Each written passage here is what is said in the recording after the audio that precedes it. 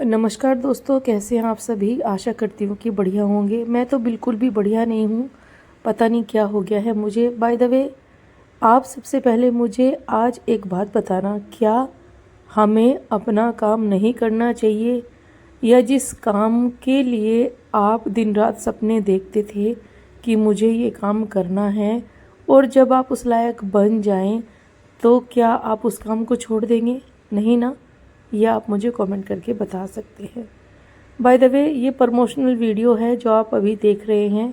मैं जितने भी प्रमोशनल वीडियो अपने चैनल पे बनाती हूँ, कभी भी किसी से कोई पैसा नहीं लेती, लेकिन लोगों को दिमाग में ये चलता है कि नेहा भर भर के पैसे लेडीज़ से लेती है।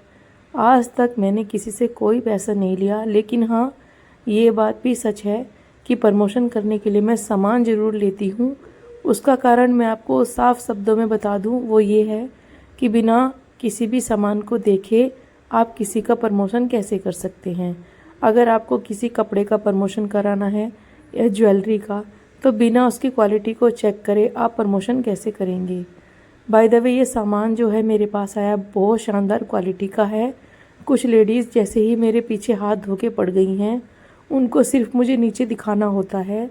हमेशा ये कहती रहती हैं कि नेहा को तो 24 घंटे प्रमोशन का ही काम है, दूसरा कोई काम नहीं है, जहाँ जाती है प्रमोशन करती रहती है। तो मैं उन लेडीज़ को ये बताना चाहती हूँ कि मैं किसी से नहीं कहती हूँ कि मुझसे प्रमोशन कराओ। अगर किसी को लगता है कि मैं उस लायक हूँ तो वो मुझे अप्रोच करते हैं, मैं उनका काम कर देती हूँ। बाय द वे, ये पर्स, साड़ी, सूट और ज्वेलरी, जितना भी सामान आपने देखा है, मेरे हाथ का ब्रेसलेट, सब कुछ प्रीमियम क्वालिटी का है, बहुत शानदार है। नंबर ऊपर चल रहा है, इनसे कांटेक्ट कीजिए, घर बैठे आपको मिल जाएगा। इतनी बढ़िया क्वालिटी है सारे सामान की कि आप बार बार इनसे लेना पसंद करेंगे। बहुत ही शानदार, बहुत ही बढ़िया। आप देख सकते हैं, सुन सकते होंगे कि मैं बोल भी नहीं पा रही हूँ, लेकिन ये मेरा काम है जो मुझे करना है। वैभव, तुम Domestic flight Indira Gandhi International. So where are you? Bro, no. Hey, so what are you going to have, Abhav? What is this? And fries. We just met a YouTuber right now. His name is Carl Rocks. Oh wow. कुछ नहीं होता। नहीं। अरे ये क्या कर रही है? बोल उनके बारे में। Guys, right there is Carl Rocks. He has 2.8 million subscribers on YouTube and we just met him. Yes. तुम शांत हो। There he is. अच्छा है ना? छोड़ दो। We actually just met him and we took pictures. My sister is gonna post them on Insta. Okay. And we're happy we met him. ये जो 20 तारीख आ रही है, इस 20 तारीख को यानी 20 जनवरी को मेरी शादी को 18 साल हो जाएंगे।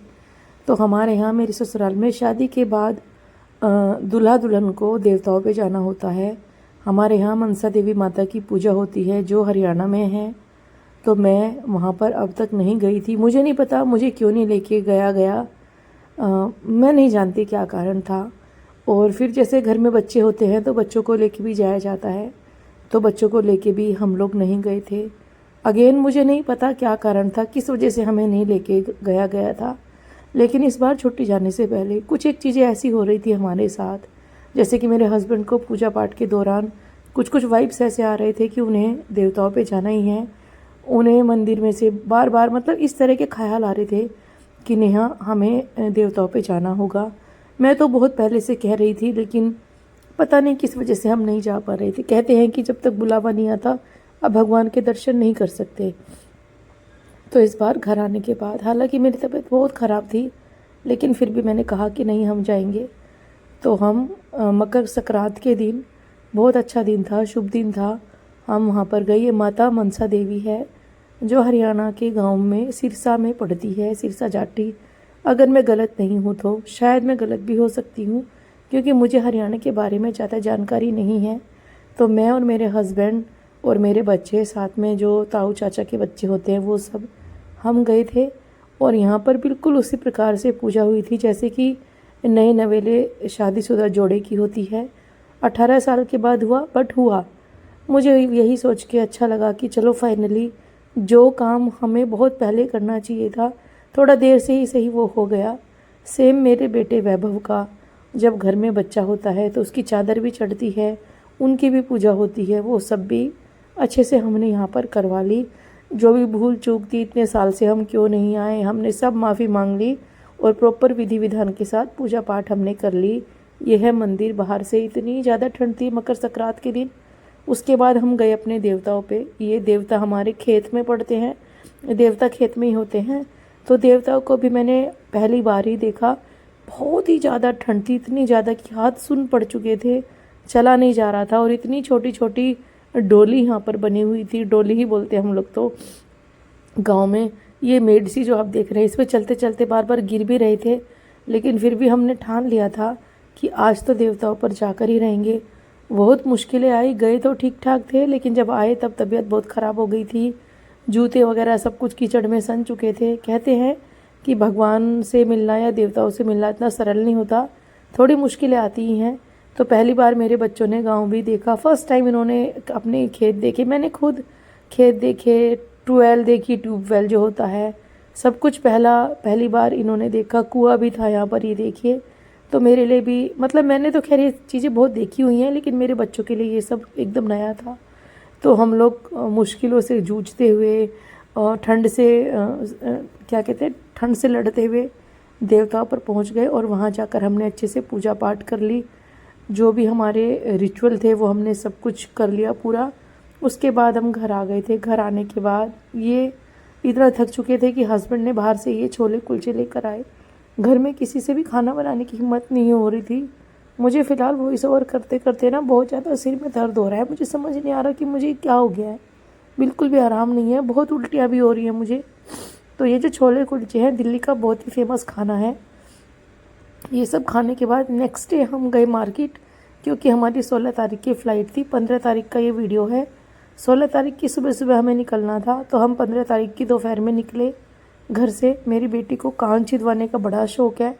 इसके 4-5 जगह से कान छिद चुके हैं, लेकिन जब भी देखती है तो उसको मन होता है कि मैं छिदवा लूँ। भाई मैं नहीं रोकती हूँ, बच्चे हैं, अब उनकी अपनी लाइफ है, उनको जो पसंद है वो करना चाहिए।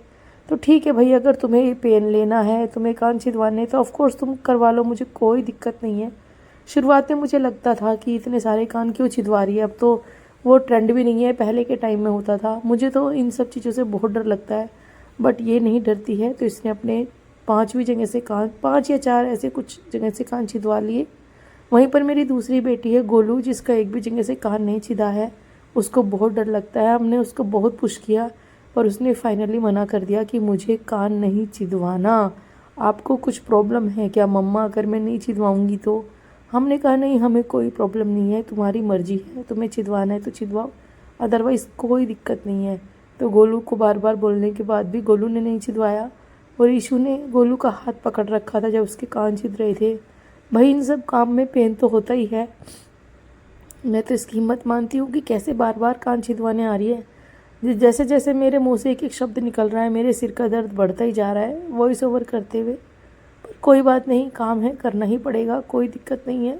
रेसिपीज़ नहीं शेयर कर पा रही हूँ, रेसिपीज़ नहीं शूट कर पा रही हूँ, इनफैक्ट खाना ही नहीं बन रहा है घर में, बाहर से ब्रेड बटर ला कर काम चल रहा है। परिवार की ज़रूरत होती है उस टाइम पर जब आप बीमार हो जाते हो। मेरे बच्चे हैं, खाना पीना बना लेते हैं, हस्बैंड बना लेते हैं। वो तो इनके 1-2 दिन की छुट्टी थी, एप्लीकेशन डाला हुआ था तो मैनेज हो रहा है।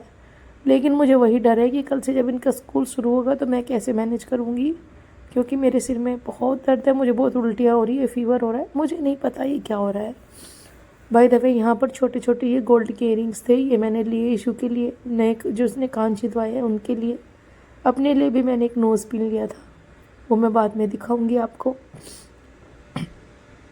यहाँ से थोड़ा बहुत सामान लेने के बाद हम निकल गए थे घर से बाहर, दुकान से बाहर। ये देखिए भैया ने इसके कान में ये ईयरिंग डाल दिए थे। उसके बाद हम नेक्स्ट डे का ही मैं आपको वीडियो दिखाऊंगी। मेरे हस्बैंड और ये कार्ल रॉक्स एक फेमस यूट्यूबर है जो हमें एयरपोर्ट पे मिले। मेरे बोलो, आप जानते हो उनको? पहचान लिया था बहुत वो अच्छे से। आप कैसे जानते हो बताओ? I know him by his traveling videos. Okay He has 2.8 million subscribers on YouTube. Okay. He is very popular. Like you can see here. Looks like PewDiePie. And he is an anti-scammer also. I think I've seen the videos. He does make scamming videos. Scam exposing videos. I know. Such a cute kid. Such a cute kid, Baba. So nice to Send this meet to you. my teacher. You will send this to your teacher. Lovely, bro. Nice to meet you. Thank you, bro. All right. Okay. Something. Not sexy yet. See ya.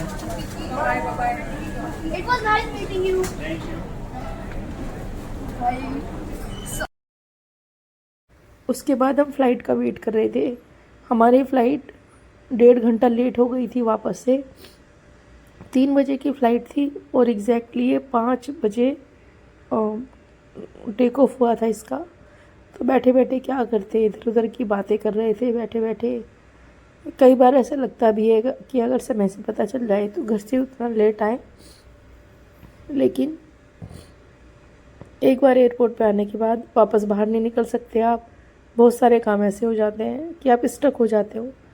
तो हम लोग वहीं airport पे बैठे हुए थे। बार बार within 15 minutes announcement हो रही थी कि फ़्लाइट आधा घंटा लेट है। ऐसे कर कर के टोटल फ़्लाइट 2 घंटा लेट हुई, पर कोई बात नहीं। शाम को 5 बजे फ़्लाइट उड़ी और हम 7 बजे एग्जैक्ट विशाखापट्टनम में लैंड हो गए। यहाँ पर बच्चे देखिए कितने रिस्पॉन्सिबल हो जाते हैं, अपना सामान खुद से कैरी करते हैं। वैभव ने मेरा ट्राइपॉड, अपना बैग, खाने पीने की चीज़ें सब कैरी की हुई थी। जैसे कि मेरी तबीयत ठीक नहीं थी तो मेरी पूरी फैमिली पूरा टेक केयर करने में लगी हुई थी। मुझे एयरपोर्ट पे भी बहुत उल्टियाँ हो रही थी, सिर में दर्द हो रहा था। मैं आपको बता नहीं सकती, ये जो छुट्टियाँ थी मेरी, पहली बार ऐसा हुआ है कि कुछ 5 या 6 दिन ही मैं ठीक थी। उसके बाद तबीयत बहुत ज़्यादा बिगड़ना शुरू हो गई। कपड़े भी मैंने अच्छे खासे पहने हुए थे कि भाई तबीयत ख़राब ना हो जाए। विशाखापट्टनम में तो गर्मी का मौसम है, लेकिन यहाँ पर भी मुझे बहुत ठंड लग रही है, बहुत ज़्यादा। ये रात में जब हम लैंड हो रहा था प्लेन, उसका क्लिप है। ये सब शूट वैभव कर रहा था। जैसी लाइन होगा तब मैं जाऊंगा ऐसे। लैंड हो गए।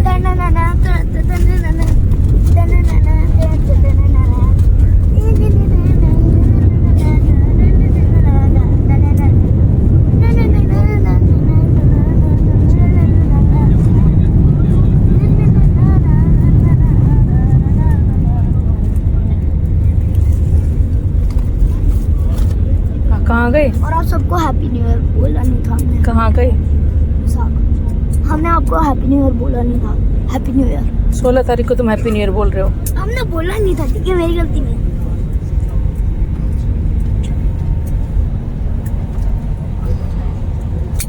सबकी गलती है।